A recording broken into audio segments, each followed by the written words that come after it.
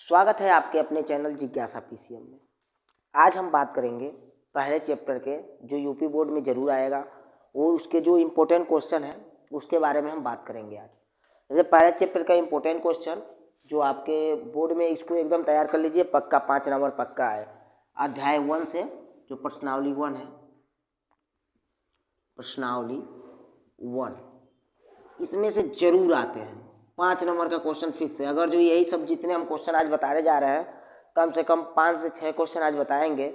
अगर जो सीख लिए तो पक्का 5 नंबर है आप लेकर जाएंगे। और उसको प्रैक्टिस करते रहिए, सिर्फ आप यहाँ पर पढ़ लेंगे उससे नहीं होगा, प्रैक्टिस भी करना आपको ज़रूरी है। ठीक, तो चलिए हम बताते हैं पहला क्वेश्चन।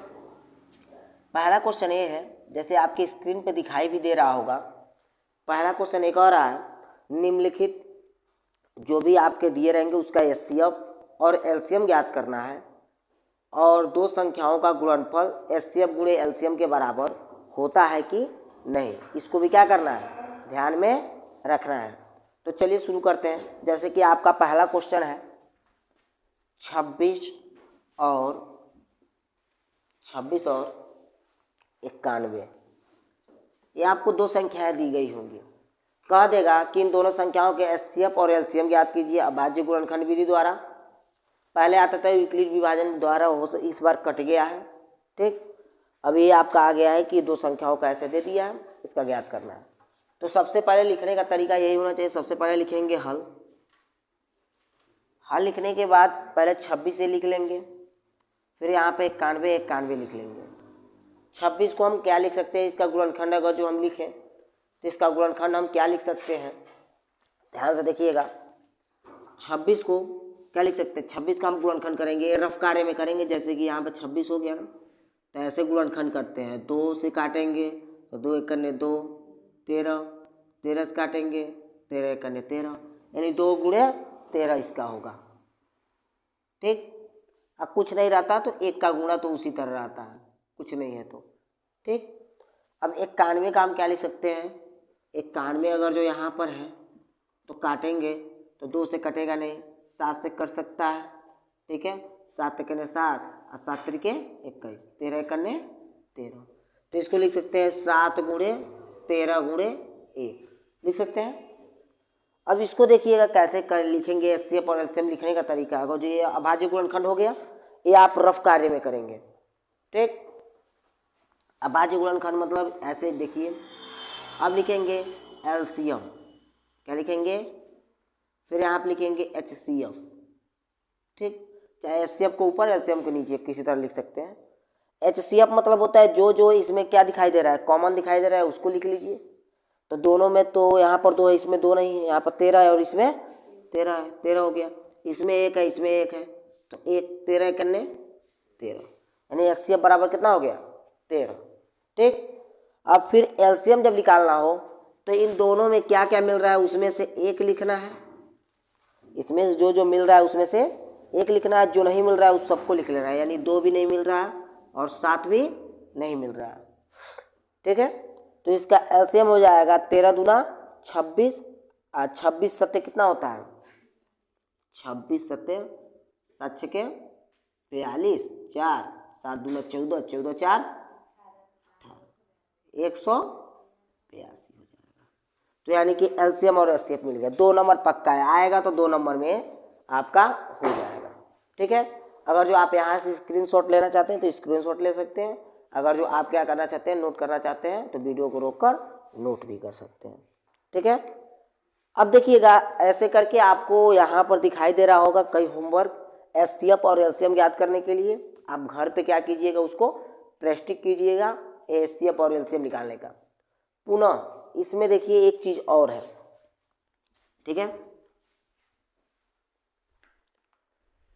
इसमें एक चीज और है, कई लोग तो आधे पे वीडियो छोड़कर भाग जाते हैं इसीलिए इतना बड़ा वीडियो भी बनाना क्या होता है, दिक्कत होता है। क्या करते हैं, आधा तक देखते हैं, 2-3 मिनट देखेंगे सब, उसके बाद बोरियत महसूस होने लगेगा, तो कहेंगे छोड़ो कौन देखने जाएगा ठीक है, तो आप पूरा वीडियो देखिएगा तभी इसका लाभ मिल पाएगा। 1 घंटे का बात है, 1 घंटा एकदम जमा कर बैठ जाइए, चाय वो लेकर भी बैठ जाइए, चाहे आराम से चाहे कुछ खाना वाना लेकर बैठ जाइए, खाते रहिएगा और देखते रहिएगा। और भी एक चीज चेक करने के लिए कह रहा है कि क्या दो संख्याओं का योगफल, दोनों संख्याओं का गुणनफल, गुणनफल जो होगा वो एलसीएम गुणे एचसीएफ के बराबर होगा कि नहीं, एलसीएम गुणे एचसीएफ के बराबर होगा कि नहीं, इसके गुणे के बराबर, तो ये भी जांच करके बताना। तो दोनों संख्याओं का गुणनफल मतलब 26 और 91, 26 गुणे 91, अब बराबर एलसीएम कितना आया है 182 गुणे 13, 26 गुणे 91 करेंगे कितना आएगा, कितना आया है, देखिए 26 का 91 में गुणा किए हैं, कोई किया है, कोई नहीं किया होगा, चेक किए ही नहीं, अब हमको ही करना पड़ेगा यह, आप लोग कर लेंगे गुणा, चलिए हम करके दिखा देते हैं। अब 26 91 का गुणा करते हैं, 26 91, 6 कितना आएगा, कितना आया, 6 करने 6 2, 9 6 के 5, 9 दूना 18, 8 18 5 23, 6 4 2 6 3 2, कितना आया है 2366। इसका भी गुणा करेंगे तो 2366 ही आएगा। यानी कि अगर जो ये दोनों का गुणा बराबर आता है तो आप कहेंगे कि ये आप जो लगाए हैं वो क्या है, सही है। ठीक है, ये चेक करने का क्या है, तरीका भी है। ठीक, तो पहला क्वेश्चन आपको समझ में आ गया होगा। अब चलते हैं नेक्स्ट क्वेश्चन की तरफ। आप भी सीट जमाए रखिए और क्या कीजिए, पूरा पूरा वीडियो देखते रहिए, बार बार कहना पड़ता है। तो मिटा दी इसको। ठीक है, कल ऑफलाइन वाले जो हैं, जो यहाँ पर पढ़ रहे हैं, उनको कल क्या करेंगे, यही टेस्ट में देंगे। एक दिन पहले तो टेस्ट में दिए ही थे, ये अभी टेस्ट में देंगे। ठीक है, अब जो उसमें नहीं थी करेगा उसको लई डंटा उसमें डंटा से डंटा पिटाएंगे। ठीक है, इसको मिटा देते हैं। बहुत लोग तो कल छोड़कर कहेंगे वाह कौन जाएगा डंटा पिटाने, तो उस पर फाइन लगेगा जो उसके अगले दिन नहीं आएगा, वो वाला, इतना समझ जाइए। ठीक है, तो चलिए दूसरा क्वेश्चन शुरू करते हैं आपके सामने। दूसरा क्वेश्चन ये है, जैसे कि आपकी स्क्रीन पे दिखाई दे रहा होगा कि जांच कीजिए कि किसी भी प्राकृत संख्या के लिए संख्या 6n अंक पर समाप्त हो सकती है, 0 अंक पर क्या हो सकती है, समाप्त हो सकती है कि नहीं हो सकती है। ध्यान से देखिएगा, क्वेश्चन आपकी स्क्रीन पर भी दिखाई दे रहा होगा। इसी कड़ी में हम दूसरे क्वेश्चन पे बढ़ते हैं और सुनते हैं क्या है।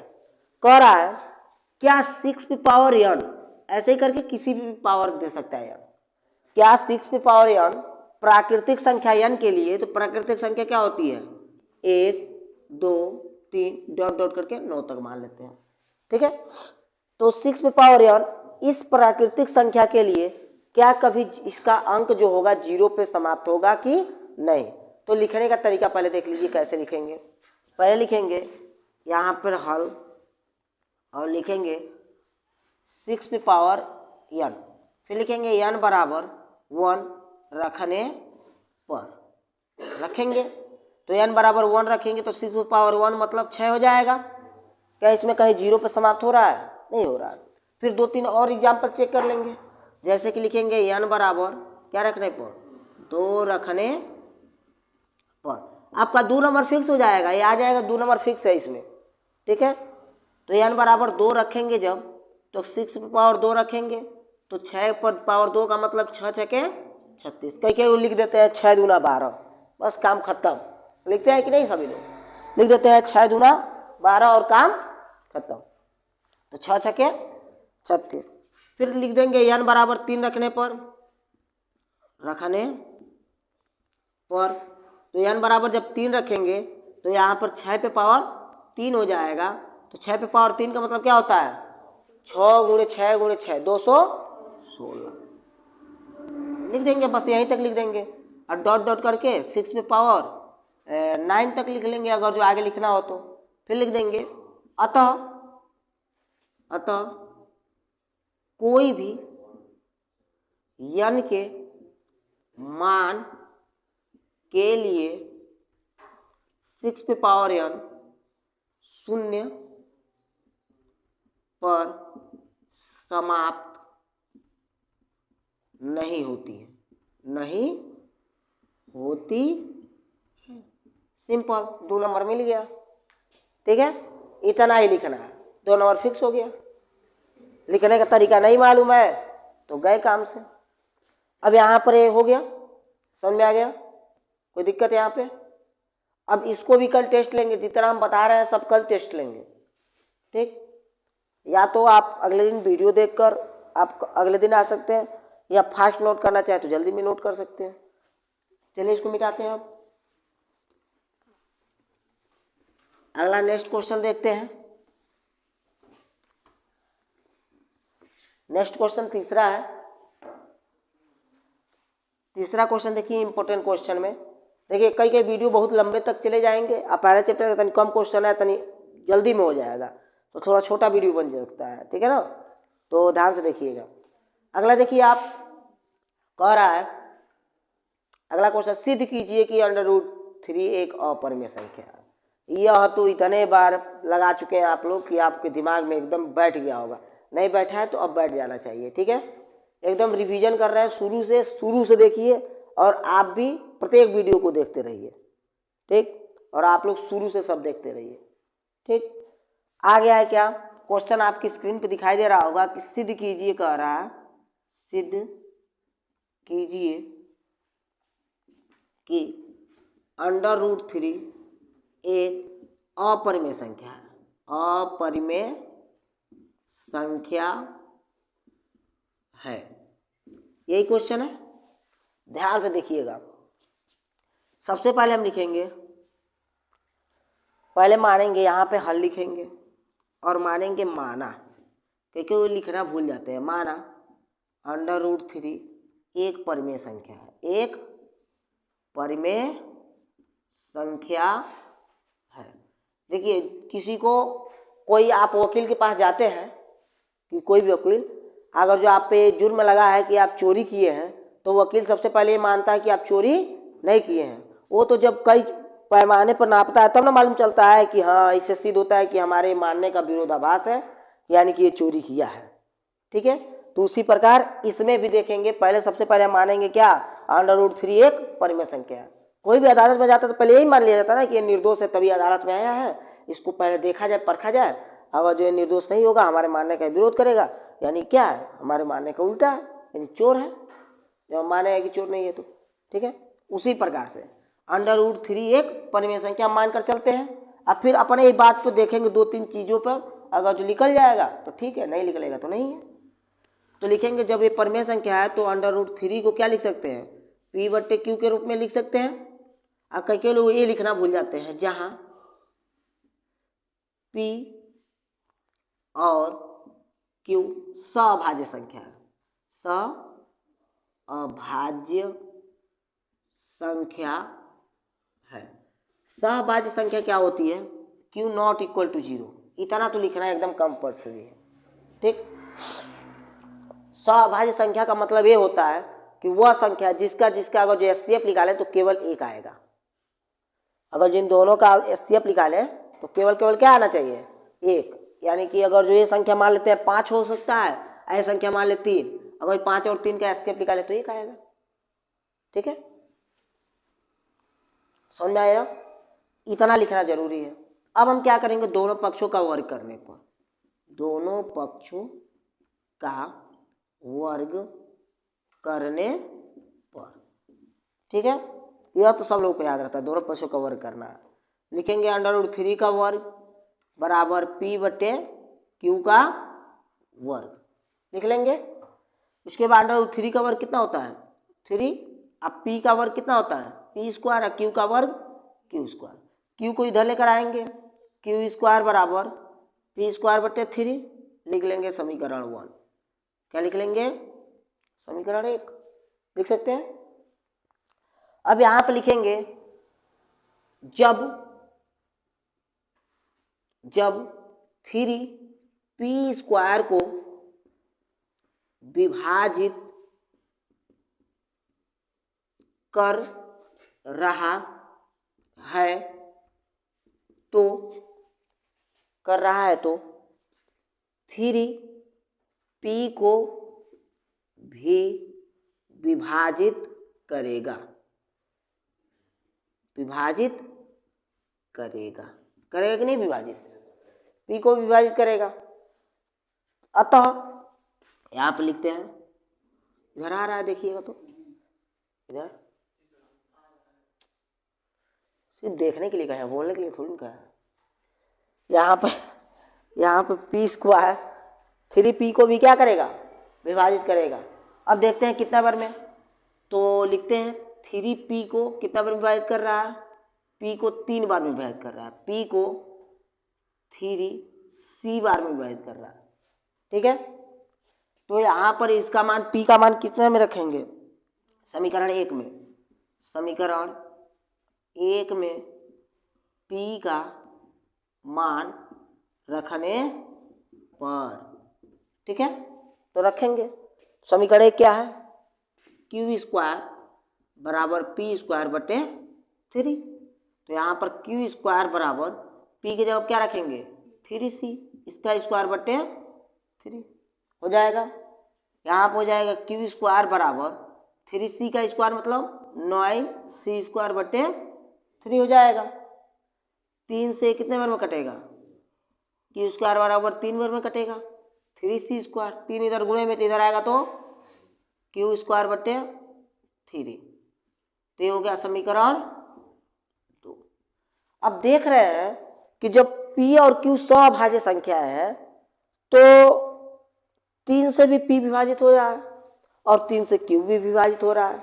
यह तो हमारे मानने का क्या है, विरोधाभास है। तो हम लिखेंगे समीकरण 1 व 2 से स्पष्ट है कि P तथा Q दोनों 3 से विभाज्य हैं, 3 से विभाज्य हैं, जो हमारे मानने का विरोधाभास उत्पन्न करता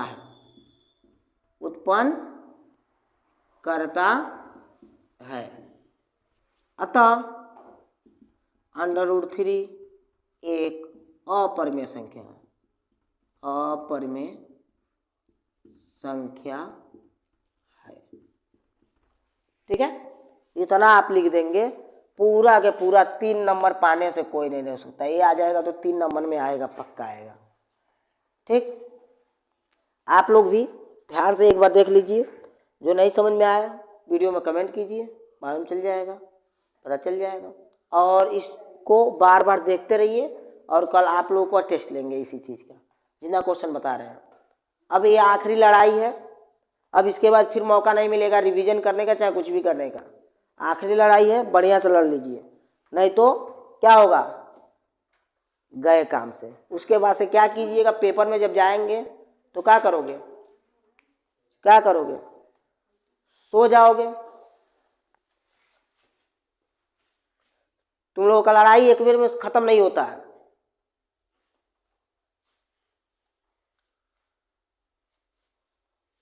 आदत से मजबूर हो तुम।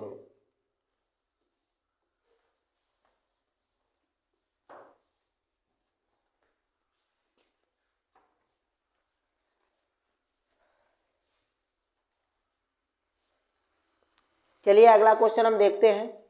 अगला क्वेश्चन आपका दिया है क्या, सिद्ध कीजिए कि, जैसे कि आपकी स्क्रीन पर भी दिखाई दे रहा होगा, कह रहा है सिद्ध कीजिए कि √5 माइनस √3 एक अपरिमेय संख्या है।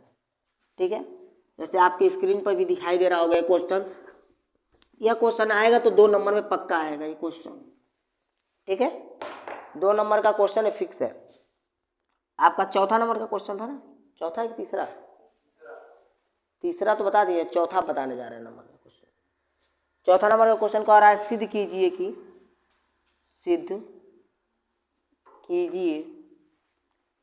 कि कुछ भी आपका दे सकता है, 5 माइनस √3, 5 माइनस √3 एक अपरिमेय संख्या है। क्या है, अपरिमेय संख्या है। ये दिया है, सिद्ध कीजिए कि under root 5 minus under root 3 एक अपरिमेय संख्या है। तो ध्यान से देखिएगा, सबसे पहले लिखेंगे हल, और इसको कैसे लिखेंगे, पहले लिखेंगे माना, सेम उसी प्रकार से, लेकिन थोड़ा सा ये छोटा हो जाता है, ठीक है। ये आएगा तो 2 नंबर में, वो आएगा तो 3 नंबर में। लिखेंगे माना 5 माइनस अंडर रूट 3 एक क्या है, परिमेय संख्या है, ठीक है। और जब ये परिमेय संख्या है तो इसको क्या लिख सकते हैं, 5 माइनस अंडर रूट 3 बराबर पी बाई क्यू के रूप में लिख सकते हैं। यह लिखना कभी नहीं भूलेंगे कि पी तथा क्यू क्या है, सअभाज्य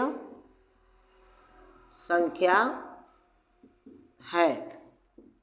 फिर लिख सकते हैं, यहाँ पे लिख सकते हैं जहाँ पे लिख सकते हैं कहकर, उसके बाद यहाँ पे लिख सकते हैं क्यू नॉट इक्वल टू 0।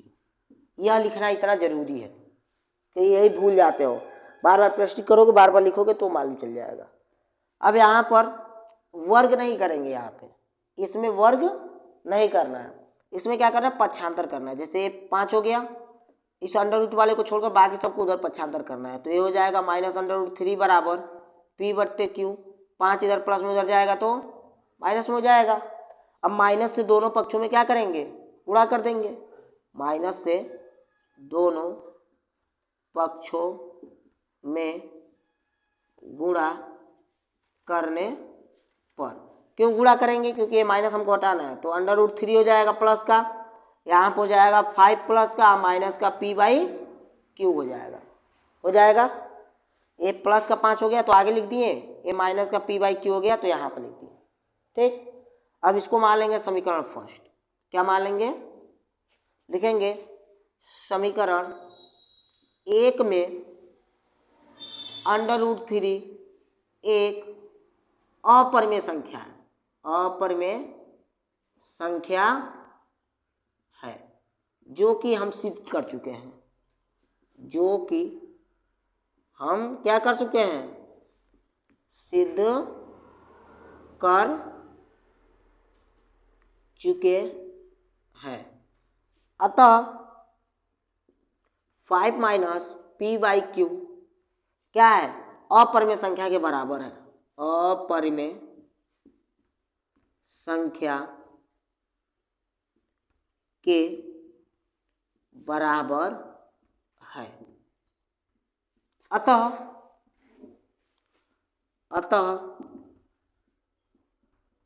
हम कह सकते हैं कि 5 माइनस अंडर रूट 3 एक अपरिमेय संख्या है, अपरिमेय संख्या है। इतना लिख लेंगे आप लोग, तो ये कितने नंबर का हो जाएगा, 2 नंबर का फिक्स हो जाएगा। वो था 3 नंबर का, ये आपका 2 नंबर का फिक्स हो जाएगा, ठीक। आपको लिखना इतना जरूरी है, आप लोग थोड़ा कम शरारत कीजिए। लग रहा है पूरा अपना रूप दिखाना शुरू कर दे रहे हैं, नहीं, एकदम जो कहा जाता है काली माता का रूप एकदम धारण कर ले रहे हैं, दुर्गा माता की काली माता। चलिए हो गया, मिटा दे इसको। अब अगला क्वेश्चन देखते हैं, 5वां क्वेश्चन। अब देखिए 5वां क्वेश्चन क्या है आपका,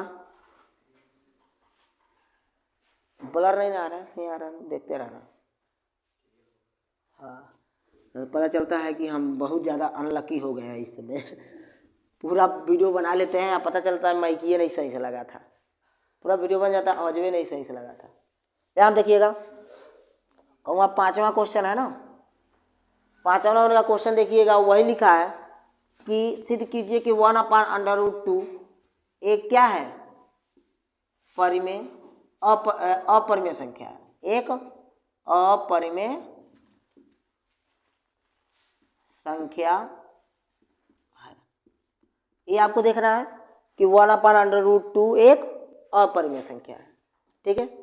अब इसको देखिए कैसे लिखेंगे, हल लिखने के बाद सबसे पहले तो लिखेंगे माना कि ये क्या है, एक परिमेय संख्या है, तो लिखेंगे माना 1/√2 एक परिमेय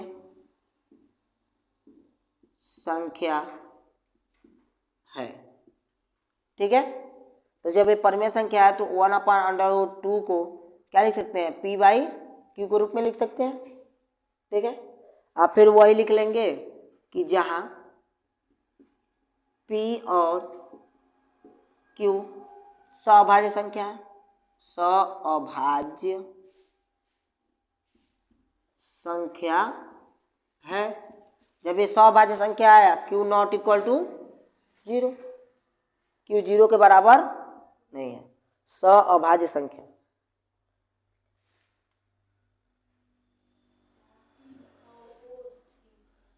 और है जी, वो समझ जाएंगे सभी लोग।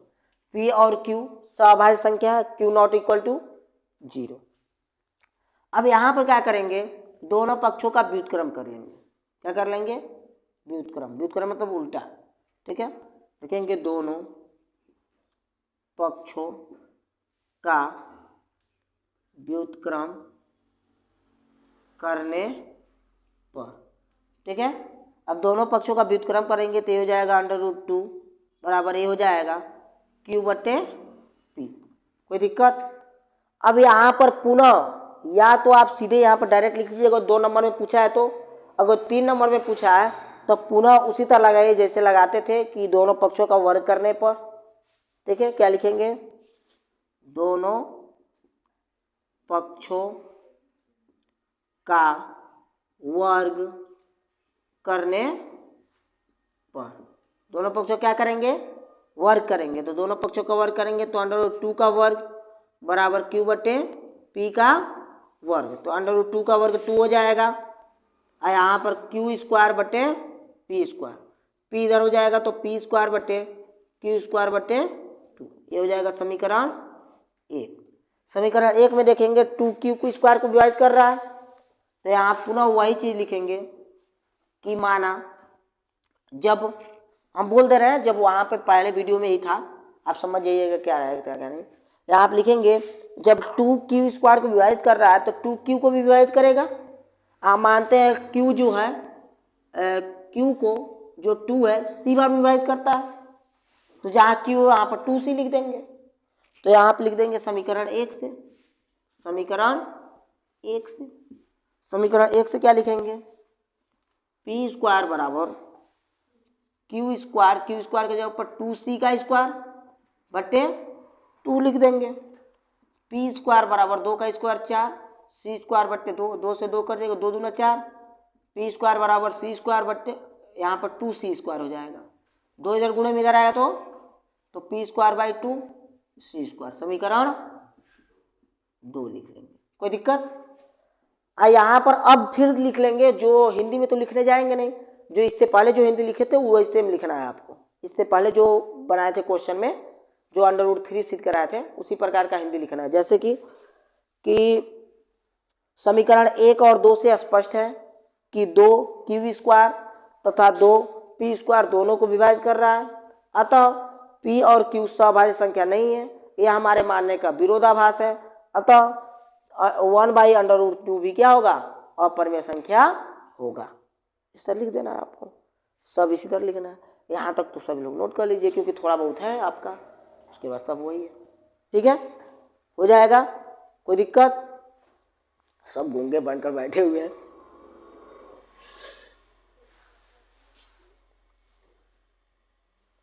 हो गया? सोच रहे होंगे क्या हम देख रहे हैं, क्या बता रहे हैं सर जी। हो गया, समझ में आ रहा है ना? हाँ,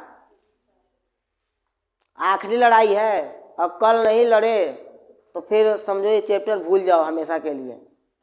ये मत सोच कर आना कि बा टेस्ट में ना है, क्या हो जाएगा, डंडा गिरेगा उस दिन। कल क्या हुआ?